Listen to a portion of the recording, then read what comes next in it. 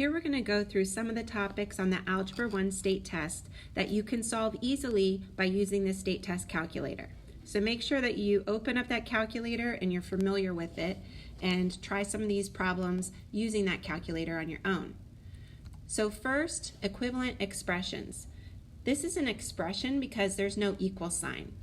What it's asking you to do is to simplify it, to condense it, to distribute and combine like terms and see which of the choices is equivalent to that. You can also solve a question like this by using the state test calculator.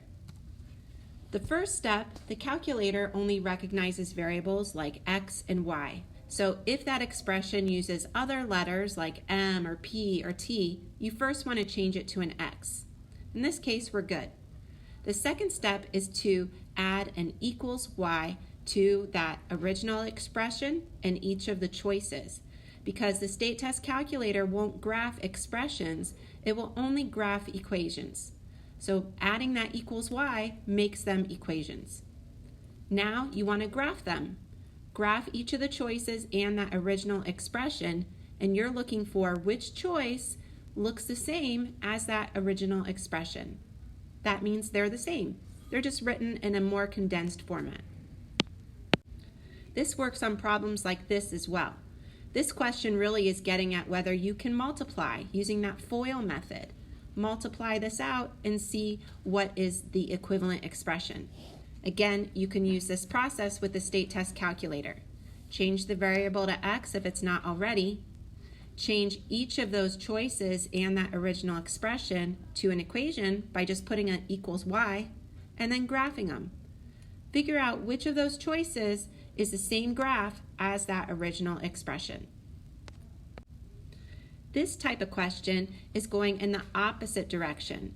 It's giving you that simplified equation or function, and then it's asking which of these choices that are not simplified, not multiplied out, is the same.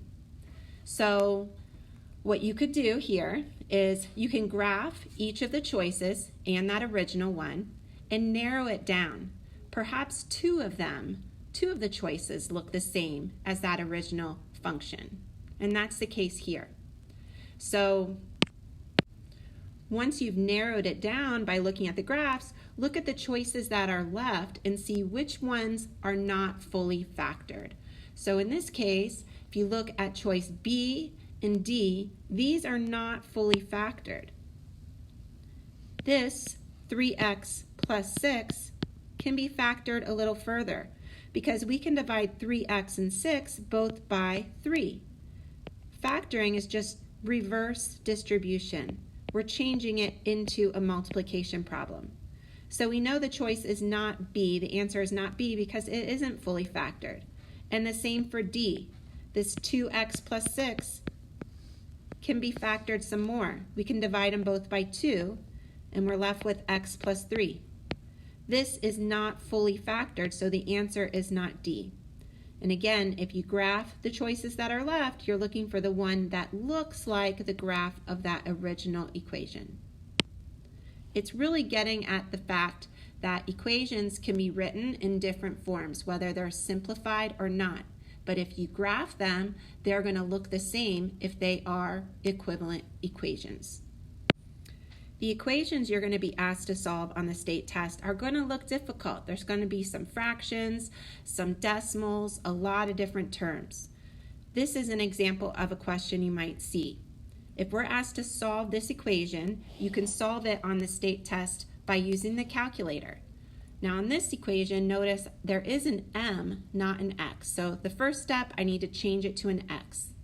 And then, remember, on the state test calculator, you can't graph an equation unless it has an x and a y. So on one side of the equation, you need to write plus y. And then you graph it. Now we care about where that equation crosses the x-axis. And it crosses the x-axis at 0.75. So the answer is m equals 0.75. Because that's what it equals when that y we added to the end of the equation is 0. This process works for quadratic equations like this as well. So again, first step, change the variable to x if it's not already. and then you want to add a plus y to one side of the equation, and then you graph it. And in some cases, that graph might cross the x-axis in multiple places. Like here, the graph crosses at negative 2.5 and then also negative 0.5. So those are two solutions to this equation. Now a function uses, instead of y, it uses things like f. This is called f of x, or g, or h might even use t instead of x. When you see this type of notation, I want you to read it as this. The function is. This is saying the function is 2/5 times x plus 8. So if you have a function, you can put something into the function, that's your input, that's your x, and then something comes out of the function, that's your output, that's your y. So this is your function, 2/5 x minus 8. Now what this type of question is saying is, what do you get when you put 5 into the function? Instead of f parentheses x, notice it's f parentheses 5. So they want to know what is the answer, what is the output when you put 5 into this function. So all you need to do is substitute that number 5 into the function for x. So it's 2/5 times 5 minus 8. Now you could multiply these fractions, do order of operations, and then subtract 8, or just put this whole thing in the calculator and see what it equals, and it'll do order of operations for you. For the next one, it's saying what is the output when you put -3 into that function for x. In this case, when you put this into your calculator, when you try to put this right here into your calculator, you might have a hard time putting that -3 plus 1 as an exponent. So if you want, you could say, oh, -3 plus 1, that's -2. And just put this into your calculator, and it'll tell you that that is the same as -5.75. Sometimes you give you functions in word problems like this, and perhaps a table where they're asking you to complete the table.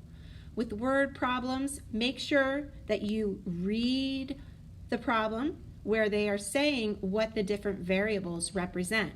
So in this case, for this type of problem, they actually didn't label this L and f of L. They just gave me the table and explained what was going on. It says Jerry is obsessed with this new video game. The function f of L is used to calculate total points. So I would write down f of L is total points. Jerry had, after completing L levels. So I would write L is the number of levels. Make sure you read the problem to see what the different variables represent. Then I would label the columns of my table. So they're giving you this function. It's telling me that the total points is 8 times the number of levels plus 10. Now that I know what f of L and L represent, I can read it like that. The total points is 8 times the number of levels plus 10. Then you can read each row individually. This first row is saying when L is 2, what is f of L? So it's telling you to put 2 into that function and see what f of L equals. So 8 times 2 plus 10. Put that in your calculator and you'll see that it is 26. And the same for the second row. If L is 5, what is f of L? So 8 times 5 plus 10. If you put that in your calculator, you'll see that that's 50. And the last row is a little different. We don't know what L is. So we have 8L plus 10, but we do know that f of L is 106. So you want to solve this equation. And again, remember with equations, you can solve on the graphing calculator. Just change the variable to an x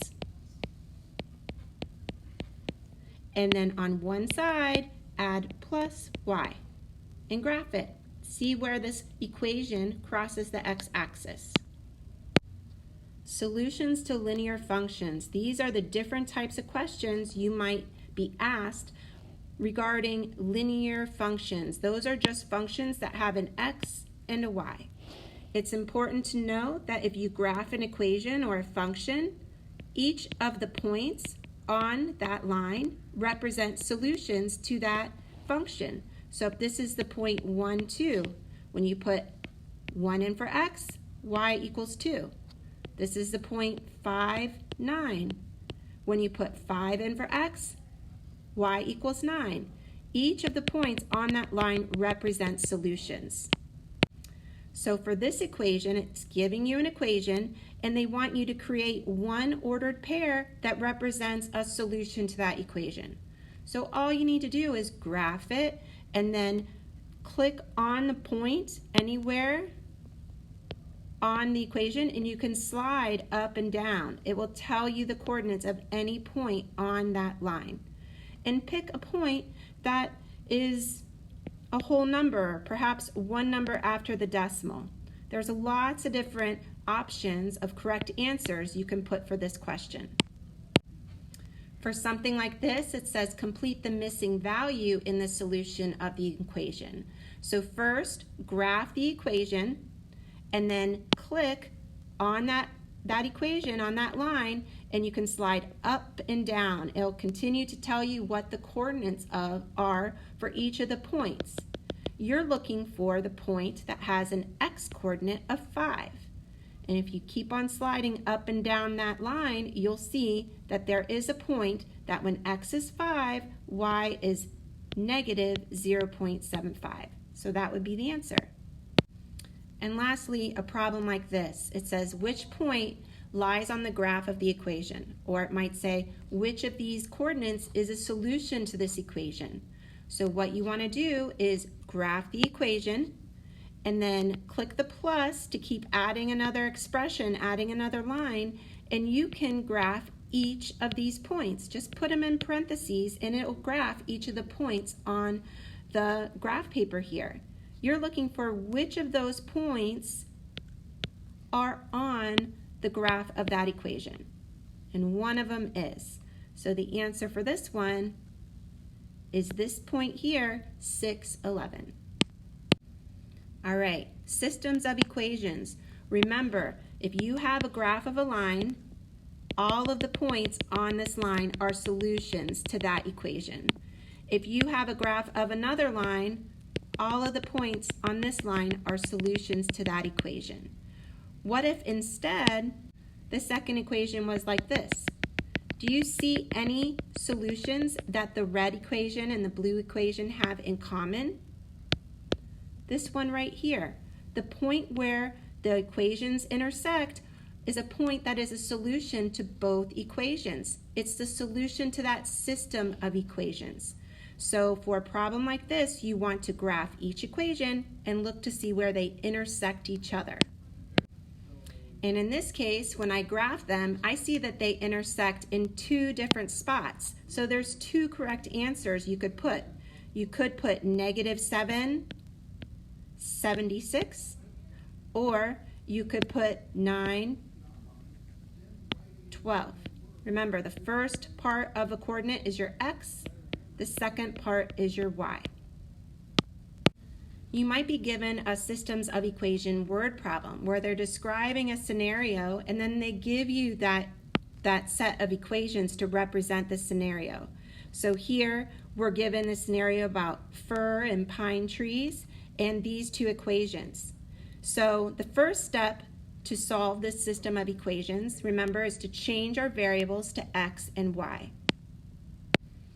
And it's important when you do that, very important, that you write down what you changed to what. So in this case, I changed the p to the y. So the y coordinate represents p, the pine trees. And I changed the f to an x. So my x coordinate represents f, fir trees. So when you graph the 2 equations and you see where they intersect, you see they intersect at 20, 90. Now, these word problems aren't going to ask you, where do they intersect? What is the solution? It's asking you how many fir trees were sold. So is it the 20 or the 90? You need to go back and remember what you changed the F to. The F was changed to the X. So I care about the X coordinate. That's why the answer is 20. If it asked how many pine trees, I would have said the Y coordinate, 90.